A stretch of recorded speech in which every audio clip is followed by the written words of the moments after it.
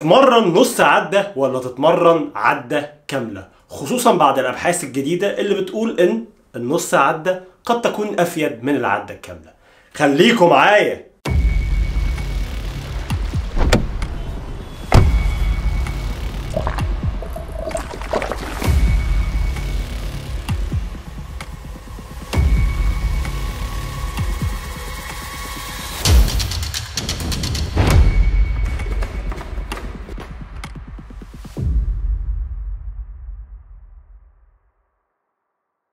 اهلا بيكم في فيديو جديد من فيديوهات دولس فيتنس جايد. النهارده هنتكلم في توبيك عامل جدل كبير جدا على السوشيال ميديا، هو فكره ان الناس ابتدت تتجه ان هي تتمرن نص عده، وخصوصا في الجزء بتاع الاستطاله من الحركه عشان تبني كتله عضليه اكبر. طيب ايه مدى صحه الكلام ده، وايه الطريقه التطبيقيه المظبوطه اللي انتوا المفروض تعملوها عشان فعلا تستفيدوا باكبر قدرة ممكنة على بناء الكتلة العضلية؟ طبعا في بداية الفيديو لو انتوا حاسين ان ده التوبيك فعلا كان شاغلكم خلال الفترة اللي فاتت وحاسين ان هي هتكون حاجة مفيدة ليكم، اتمنى ان انتوا تعملوا لايك للفيديو وتعملوا سبسكرايب للقناة لو مش عاملين سبسكرايب، تفعلوا جرس التنبيه، لان ده بيدي ايحاء للالجوريثم بتاع القناة او بتاع اليوتيوب ان ده فيديو مهم وبيساعد على انتشار الفيديو الى اخره. فادعموني بالطريقة البسيطة دي، هتساعد بشكل كبير جدا على انتشار الحاجه، وخصوصا ان الفتره الجايه هتبقى فتره مهمه جدا وهتيجي فيها كميه كبيره جدا من الفيديوهات داخلين على رمضان، فيديوهات الريسبيز وفيديوهات الفلوجز الى اخره، فهتكون فتره كويسه جدا باذن الله. طيب قبل ما نبتدي نتكلم في الموضوع ده لازم تبقوا فاهمين حاجه مهمه جدا. اي عضله في الدنيا عدي بكذا مرحله انقباضيه. مبدئيا لو جينا ناخد مثال لعضله زي عضله البايسبس. عضله البايسبس وهي هنا ده اسمه وضعية الانقباض أو الشورتند بوزيشن. ده شكل من أشكال المدارات الحركية. هنا ده اسمه الميد رينج أو الجزء الأوسط، وتحت ده اسمه اللينسند بوزيشن أو وضعية الاستطالة. المدى الحركي الكامل هو اللي بتاخد فيه العضلة من وضعية الاستطالة لحد آخر وضعية الانقباض. هنا هيجي مسميين مهمين جدا هتعرفوهم في الفيديو، حاجة اسمها الشورت لينسند بارشلز واللونج لينسند بارشلز. ايه ده وايه ده؟ لو احنا تخيلنا ان احنا عندنا مدارين حركيين من اول وضعية الانقباض لحد النص، ادي كده مدار حركي، ومدار حركي تاني من اول النص لحد الاخر. ده ان انت بتتحرك في الشورتند بوزيشن، ده حركة بارشل، حركة جزئية في الشورتند بوزيشن، يعني حركة جزئية في وضعية الانقباض بتاع العضلة والعضلة قصيرة. ده الداتا العلمية بتقول ان هو مقارنة بالحركة الكاملة ده بيؤدي الى اقل مكاسب عضلية ممكنة. ده حاجة سيئة جدا. الناس اللي بتيجي مثلا تلاقيها بتلعب سكوات وتلاقيهم هم بيلعبوا سكوات بينزلوا من هنا ويطلعوا هنا، بيبعدوا عن الجزء الاصعب من الحركه اللي هو الجزء بتاع الاستطاله. بيلعب بايسبس مثلا ماسك الدمبل عمال يعملوا كده اهو، خلاص ما بيحركش ايده خالص، مفيش اي شكل من اشكال الاستطاله للعضله، فالموضوع صعب جدا وما بيؤديش الى اي مكاسب عضليه تذكر، يعني هتبقى حاجه قليله جدا جدا جدا جدا.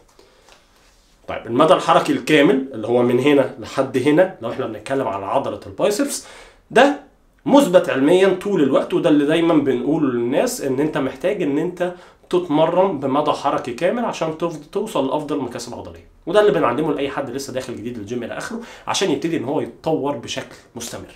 طيب يبقى ايه الفكره من الفيديو؟ الفكره من الفيديو ان في داتا وابحاث جديده طلعت بتقول ان المدى الحركي من وضعيه النص لحد الاستطاله اللي هو اللونج لينسند بارشلز، اللي هو التحرك في الجزء الاخير من الحركه، يعني لو انت مثلا بتلعب سكوات بقى مثلا هيبقى من النص لحد تحت لحد وضعيه الاسترتش تحت.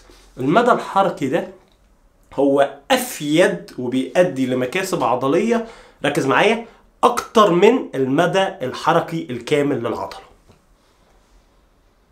هل الكلام ده فعلا حقيقي؟ لما تيجي تبص للابحاث از هول لازم تتعلم ازاي تبص على الابحاث العلميه. مبدئيا لما تيجي تبص على الحته دي هتلاقي ان الابحاث اللي اتعملت وبتتكلم عن الجزء ده هي كانت بتتكلم عن حركات سنجل جوينت بيتحرك فيها مفصل منفرد، زي الحركه بتاعه البايسب كير او الليج اكستنشن، حركه مفصل الركبه بتاعك. طيب ايه مدى تاثير الموضوع ده على حاجه زي مثلا البنش بريس؟ ايه مدى تاثير الموضوع ده على حاجه زي السكوات بقى، حاجه بيشتغل فيها كذا عضله وكذا مفصل مع بعض، حاجه كومباوند اكسرسايز زي ما احنا بنقول عليه، تمرين مركب. مفيش اي داتا علميه تفيد باي شكل من الاشكال ايه اللي هيحصل، هل فعلا هتؤدي للزياده في الكتله العضليه ولا لا.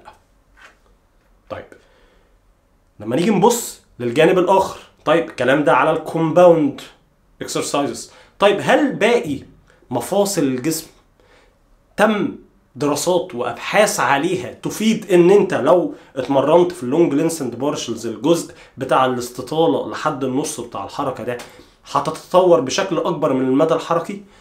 ما حصلش. اذا الداتا اللي عندنا ما زالت محدوده جدا جدا جدا في الحته دي. طب انت كبني ادم بتسمع الكلام ده تعمل ايه؟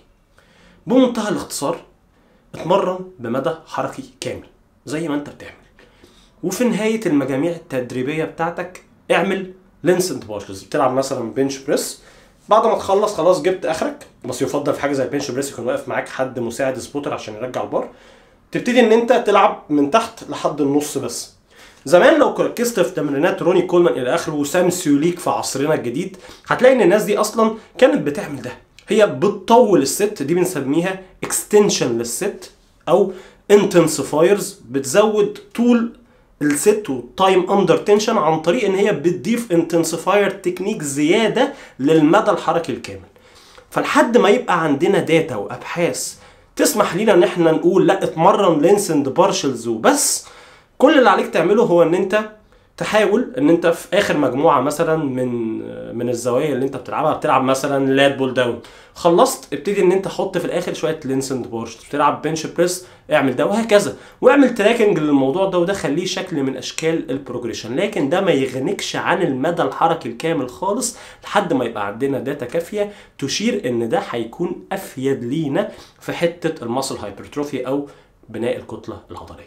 اتمنى ان يكون الفيديو ده وضح الصوره وادى الناس خريطه بسيطه تمشي عليها بدون اي تعقيدات علميه. انا حاولت ان انا اي كلمه اقولها بالانجلش اترجمها بالعربي عشان يبقى المصطلح واضح والدنيا بسيطه، والخلاصه اللي تطلع بيها من الفيديو ده: ركز في ادائك الحركي، اتمرن بمدى حركي كامل، ضيف شويه لينسند بارشلز للمجاميع التدريبيه بتاعتك، لكن ما ينفعش ان هي تكون اساس التدريب بتاعك. لو وصلتوا لحد هنا ولسه ما عملتوش لايك للفيديو او مش مشتركين في القناه او مش مفعلين جرس التنبيه، اتمنى ان انتوا تعملوا ده دلوقتي. وطبعا كالعاده لو عندكم اي سؤال ليه علاقه باي نقطه مش فاهمينها في الفيديو او اي حاجه حابين تستفسروا عنها، سيبوها لي في الكومنتات تحت. وطبعا بستنى مقترحاتكم دايما للفيديوهات الجديده برضو في الكومنتات. كان معاكم دولا من دولاس فيتنس جايد، واستنوني في الفيديو الجديد.